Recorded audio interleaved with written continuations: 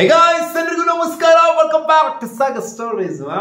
ನಾಳೆ ನಡೀತಾ ಇರುವಂತ ಮ್ಯಾಚು ಬೆಳಬೆಳಗ್ಗೆನೆ ಸ್ಟಾರ್ಟ್ ಆಗಿದೆ. ಅದಕ್ಕೋಸ್ಕರ ಪ್ರಿವ್ಯೂ ವಿಡಿಯೋ ಮಾಡ್ತಾ ಇದ್ದೀನಿ. 9 ಗಂಟೆಗೆ ಸ್ಟಾರ್ಟ್ ಆಗಿದೆ ಇಂಡಿಯಾ ವರ್ಸಸ್ ಆಸ್ಟ್ರೇಲಿಯಾ ಮೊದಲನೇ ODI ಮ್ಯಾಚ್ ಅಟ್ ಪರ್ತ್. ಏನಾಗುತ್ತೆ ಫಸ್ಟ್ ಮ್ಯಾಚು ಆಸ್ಟ್ರೇಲಿಯಾ ಅಂತ ಬಂದಾಗ ಆಸ್ಟ್ರೇಲಿಯನ್ ನೆಲದಲ್ಲಿ ಅಟ್ ಎನಿ ಗಿವನ್ ಡೇ ಅವರು ಡಾಮಿನೇಟ್ ಮಾಡ್ತಾರೆ. ಪುಡಾಂಗಳು ಪೌಂಟ್ರುಗಳು ಅಂತ ಪ್ರೂವ್ ಆಗಿದೆ ಆಲ್ರೆಡಿ ಅಂಡ್ ಮುಂದಕ್ಕೂ ಕೂಡ ಪ್ರೂವ್ ಆಗುತ್ತೆ. ಅಂದ್ರೆ ಈ ಸೀರೀಸ್ ಗೆದ್ಬಿಡ್ತಾರೆ ಅಂತ ಹೇಳ್ತಿಲ್ಲ. ಒಟ್ಟಲ್ಲಿ ಆಸ್ಟ್ರೇಲಿಯಾದಲ್ಲಿ ಆಸ್ಟ್ರೇಲಿಯಾ ಸೋಲ್ಸೋದು ಅದು ಟೆಸ್ಟ್ ಆಗಿರಲಿ, T20 ಆಗಿರಲಿ, ODI ಆಗಿರಲಿ, ಯಾವುದೇ ಫಾರ್ಮ್ಯಾಟ್ ಆಗಿರಲಿ, ಅಕ್ರಾಸ್ ಆಲ್ ಫಾರ್ಮ್ಯಾಟ್ಸು ಕಷ್ಟನೇನೆ ವಿಸಿಟಿಂಗ್ ಟೀಮ್ಗೆ. ಸೊ ಕಷ್ಟ ಆಗುತ್ತಾ ಅಥವಾ ಸಲ್ಲಿಸಾಗಿ ಸೋಲಿಸ್ತಾರ ನಮ್ಮ ಟೀಮ್ ಇಂಡಿಯಾ ಅದ್ರ ಡೌಟ್. ಈ ಸೀರೀಸ್ ನ ಇಂಡಿಯಾ ಗೆಲ್ತಾರ ಅಥವಾ ಆಸ್ಟ್ರೇಲಿಯಾ ಗೆಲ್ತಾರ ಅಂತ. ಡಿಫೆಂಡಿಂಗ್ ಚಾಂಪಿಯನ್ಸ್ ಬೇರೆನಪ್ಪ. ಇವಾಗ ನೋಡಕ್ ಹೋಯ್ತು ಅಂದ್ರೆ ನಾವು ಡಿಫೆಂಡಿಂಗ್ ಚಾಂಪಿಯನ್ಸ್ ಟ್ರೋಫಿನ ಗೆದ್ದಿರೋದ್ರಿಂದ, ಬಟ್ ಆದ್ರೂ ನಾವು ವರ್ಲ್ಡ್ ಕಪ್ ನ ಗೆದ್ದಿರೋದ್ರಿಂದ ಅವರೇ ಡಿಫೆಂಡಿಂಗ್ ಚಾಂಪಿಯನ್ಸ್ ODI ಅಂತ ಅನ್ಕೊಬೇಕು. ಅಂದ್ರೂ ಕೂಡ ಇಂಡಿಯಾ ಸ್ಟ್ರಾಂಗ್ ಆಗಿ ಕಾಣಿಸ್ತಿದೆ ಅಮ್ಮ. ಹೌದು, ಅವರು ಕೂಡ ಸ್ಟ್ರಾಂಗ್ ಆಗಿ ಕಾಣಿಸ್ತಾರೆ, ಏನು ಕಳಪೆ ತರ ಏನು ಕಾಣಿಸ್ತಿಲ್ಲ. ಬಟ್ ಅವ್ರಿಗೆ ಲಾಸ್ಟ್ ಮೂಮೆಂಟ್ ಅಲ್ಲಿ ಆದಂತ ಇಂಜುರಿಗಳು ಜೊತೆಗೆ ರೂಲ್ಡ್ ಔಟ್ ಗಳಲ್ಲಿ ಜಾಂಪಾ ಹೋದ್ರು, ಜೊತೆಗೆ ಇನ್ಯಾರು ಕ್ಯಾಮ್ರಾನ್ ಬೇರೆ ಆಡ್ ಆನ್ ಆದ್ರು, ಇನ್ನ ಮಾನಸ್ ಲಬುಶೇನ್ ಬೇರೆ ಆಡ್ ಆನ್ ಆದ್ರು, ಇನ್ನ ಅದೇ ನ್ಯಾಥನ್ ಎಲಿಸ್ ಅಲ್ಲ, ಯಾರ ಹೆಸರು, ಜಾಶ್ ಇಂಗ್ಲಿಷ್ ಹೆಸರೇ ಮರ್ತೋಗ್ತೀನಿ. ಜಾಶ್ ಇಂಗ್ಲಿಷ್ ಬೇರೆ ರೋಲ್ಡ್ ಔಟ್ ಆಗಿದ್ದು ಇಂಜುರಿಗಳ ಕಾರಣದಿಂದ. ಸೊ ಹಲವಾರು ಮೂರು ರಿಪ್ಲೇಸ್ಮೆಂಟ್ ಗಳಾಗಿದ್ದಾರೆ. ಸೊ ಅದರಿಂದ ಅವರ ಸ್ಕ್ವಾಡ್ ಅಲ್ಲಿ ಹಂಗೆ ಹಿಂಗೆ ಸ್ವಲ್ಪ ಗ್ರಾಫ್ ಮೇಲೆ ಕೆಳಗೆ ಆಗಿದೆ. ಬಟ್ ನಮ್ಮ ಸ್ಕ್ವಾಡ್ ಏನ್ ಅನೌನ್ಸ್ ಆಯ್ತು ಅದೇ ಸ್ಕ್ವಾಡ್ ಇದೆ. ನಮ್ಮ ಸ್ಕ್ವಾಡ್ ಅಲ್ಲಿ ಯಾವ್ದು ರಿಪ್ಲೇಸ್ಮೆಂಟ್ ಅದು ಇದು ಎಲ್ಲ ಏನಾಗಿಲ್ಲ. ನಾನು 11 ಬಗ್ಗೆ ನಿನ್ನೆ ಮಾತಾಡಿದೆ. ವಾಶಿ ಆಡ್ತಾರ ಅಥವಾ ಇಲ್ಲಿ ನಿತೀಶ್ ರೆಡ್ಡಿ ಆಡ್ತಾರ ಅನ್ನೋದು ಸ್ವಲ್ಪ ಕನ್ಫ್ಯೂಷನ್ ಬಿಡ್ತು. ಅಂದ್ರೆ ಪಕ್ಕನೇ ಇದೆ 11 ಅನ್ನೋ ತರನೇ ಅನ್ಕೊಂಡಿರುವಂತದ್ದು. ನೋಡೋಣ ಯಾವ ತರ ಇರುತ್ತೆ 11 ಅಂತ. ಅಂಡ್ ಪರ್ತ್ ಅಂತ ಬಂದಾಗ ಫಸ್ಟ್ ಟೈಮಿಂಗ್ಸ್ ಗೊತ್ತಾಯ್ತಲ್ವಾ ಯಾವ ಟೈಮಿಂಗ್ ಸ್ಟಾರ್ಟ್ ಆಗುತ್ತೆ ಅಂತ. ಅಂಡ್ ಬ್ರಾಡ್ಕಾಸ್ಟ್ ವಿಚಾರಕ್ಕೆ ಬಂದ್ರೆ ಸ್ಟಾರ್ ಸ್ಪೋರ್ಟ್ಸ್ ಅಲ್ಲಿ ಬ್ರಾಡ್ಕಾಸ್ಟ್ ಆಗಿದೆ. ಅಪ್ಪ ಪುಣ್ಯಾತ್ಮರು ಸ್ಟಾರ್ ಸ್ಪೋರ್ಟ್ಸ್ ತಗೊಂಬಂದ್ರಪ್ಪ.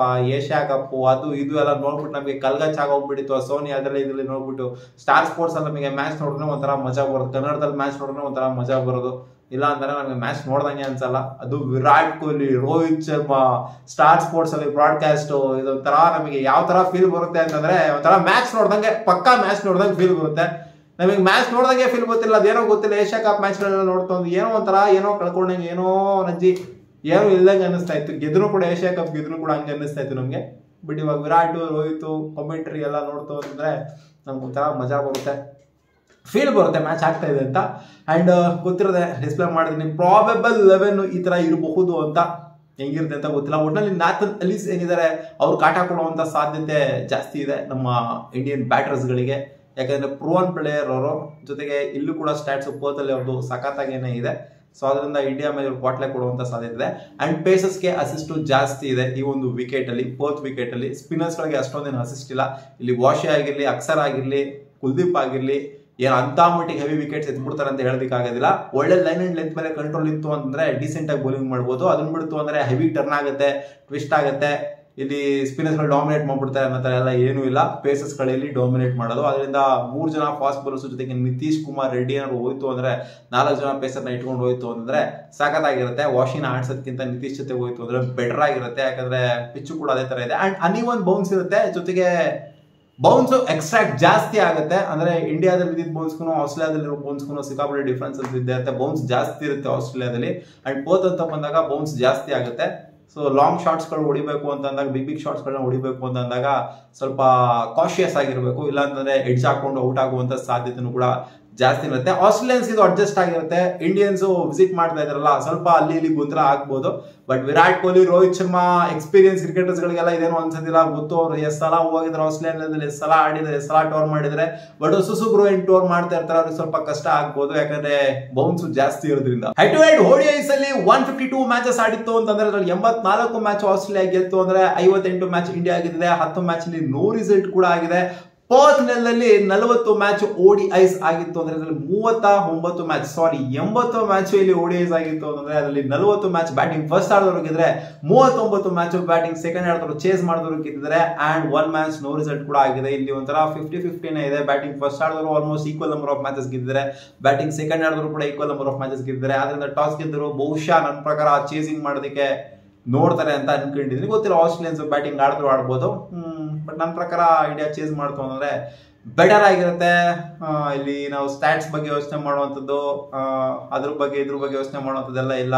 ಜಸ್ಟ್ ಸೆಲೆಬ್ರೇಟ್ ಮಾಡ್ಬೇಕಷ್ಟೇ Virat Kohli and Rohit Sharma after so many days after champions trophy ನೋಡಕ್ ಸಿಗ್ತಾ ಇದಾರೆ. ಬೇರೆಯವ್ರಲ್ಲಿ ನೋಡಕ್ ಸಿಗ್ತಾ ಇದ್ರು ನಮಗೆ. ಸೊ ಇವ್ರನ್ನ ನೋಡೋದೇ ಒಂದು ದೊಡ್ಡ ಸೌಭಾಗ್ಯ, ಒಂದು ಹೆವಿ ಹೆವಿ ಏನೋ ಹೇಳ್ತಾರಲ್ಲ ಹಂಗೆ ನಮಗೆ ಮಾತು ಬರ್ತಾ ಇಲ್ಲ ನನಗೆ. ಒಂಥರ ಏನೋ ಫೀಲ್ ಆಗುತ್ತೆ ನಮಗೆ. ಬಿಡಿ ಇವಾಗ ಅದೆಲ್ಲ. ಸೊ ನಿಮ್ಗೇನ್ ಅನ್ಸುತ್ತೆ ಇವತ್ತಿನ ಮ್ಯಾಚ್ ಯಾರು ಗೆಲ್ಲಬಹುದು, ಅಂದ್ರೆ ನಾಳೆ ಮ್ಯಾಚ್ ಯಾರು ಗೆಲ್ಲಬಹುದು ಕಾಮೆಂಟ್ ಸೆಕ್ಷನ್ ಕಾಮೆಂಟ್ ಮಾಡಿ ತಿಳಿಸಿ. ಎರಡು ಲೆವೆಲ್ ನೋಡ್ತು ಅಂತಂದ್ರೆ ಎರಡು ಕೂಡ ಬಲಿಷ್ಠವಾಗಿನೇ ಕಾಣಿಸ್ತಿದೆ. ಇನ್ ಕಳಪೆ ತರ ಅಂತೂ ಖಂಡಿತ ಕಾಣಿಸ್ತಿಲ್ಲ.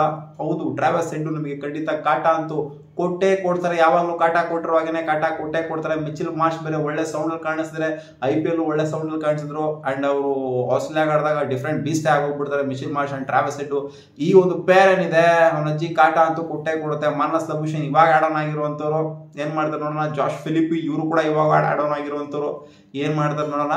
ಬಟ್ ಕಂಪೇರ್ ಮಾಡ್ತು ಅಂತಂದ್ರೆ ಟ್ರಾವಿಸ್ ಹೆಡ್ ಮತ್ತೆ ಮಿಚೆಲ್ ಮಾರ್ಷ್ ನ ಎತ್ಬಿಡ್ತು ಅಂತಂದ್ರೆ, ಲಬೂಷನ್ ಈ ಮೂರ್ ಜನ ಬಿಡ್ತು ಅಂತಂದ್ರೆ ಇನ್ನೇನು ಬ್ಯಾಟಿಂಗ್ ಏನು ಇವ್ರದ್ದು ಅಷ್ಟಿಲ್ಲ ಅಂತ ಅನ್ನಿಸ್ತದೆ. ನಮ್ಮ ಇಂಡಿಯಾದ ಅಷ್ಟೇ ಟಾಪ್ ಆರ್ಡರ್ ಒಂದು ಟಾಪ್ 5 ಏನಿದ್ದಾರೆ. ಸೊ ಟಾಪ್ 5 ಸಿಕ್ಕಾಪಟ್ಟೆ ಬಲಿಷ್ಠವಾಗಿ ಕಾಣಿಸ್ತಾ ಇದ್ದಾರೆ. ಅದಾದ್ಮೇಲೆ ನಮ್ದು ಕೂಡ ಒಂದ್ ಸ್ವಲ್ಪ ಓಪನ್ ಅಪ್ ಆಗೋಗ್ಬಿಡುತ್ತೆ. ಬಟ್ ಕಂಪೇರ್ ಮಾಡ್ತು ಅಂದ್ರೆ ಎರಡು ಸ್ಕ್ವಾಡ್ ನ ಇಂಡಿಯಾ ಖಂಡಿತ ಬ್ಯಾಟಿಂಗ್ ಅಲ್ಲಿ ಸ್ವಲ್ಪ ಕಂಫರ್ಟಬಲ್ ಆಗಿ ಚೆನ್ನಾಗೇ ಕಾಣಿಸ್ತಾ ಇದ್ದಾರೆ. ಬಟ್ ಇವ್ರ ಕಡೆ ಬೌಲಿಂಗ್ ಅಂತ ಬಂದಾಗ ಮಿಚೆಲ್ ಸ್ಟಾರ್ಕ್ ಇದಾರೆ, ಹ್ಯಾಸಲ್ವುಡ್ ಇದಾರೆ, ಜೊತೆಗೆ ನಾಥನ್ ಎಲ್ಲಿಸ್ ಇದಾರೆ. ಸೊ ನನ್ನ ಪ್ರಕಾರ ಬೌಲಿಂಗ್ ಅಂತ ಬಂದಾಗ ಫಾಸ್ಟ್ ಬೌಲಿಂಗ್ ಅಟ್ಯಾಕ್ ಅಂತ ಬಂದಾಗ ಖಂಡಿತ ಇವರು ಮುಂದೆ ಅಂತೂ ಇದ್ದಾರೆ. ನಮ್ದು ಬ್ಯಾಟಿಂಗ್ ವರ್ಸಸ್ ಇವರ ಬೌಲಿಂಗು ನೋಡೋಣ ಅದೇನಾಗುತ್ತೆ ಅಂತ. ನಿಮ್ಗೆ ಅನ್ಸುತ್ತೆ ಕಾಮೆಂಟ್ ಸೆಕ್ಷನ್ ಮತ್ತೆ ಸಿಗೋಣ ಮುಂದೆ ನೋಡಿದ್ರಿ ಗಾಯ್ಸ್. ಬಾ.